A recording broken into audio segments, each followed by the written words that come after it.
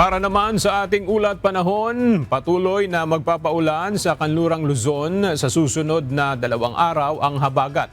Kabilang sa mga makakaranas o makararanas ng panakanakang pag-ulan ang Ilocos Region, Batanes, Babuyan Islands, Abra, Benguet, Zambales at Bataan.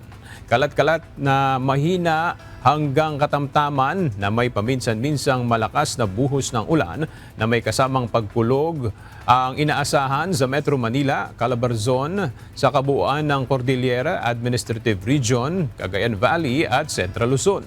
Bunsod nito, pinapayuhan ng pag-asa ang publiko na maging alerto sa mga posibleng pagbaha at pagguho ng lupa, habang ang natitirang bahagi ng bansa ay makararanas ng bahagyang maulap hanggang sa maulap na papawirin na may papulupulong mga pagulan o pagkidlat, pagkulog.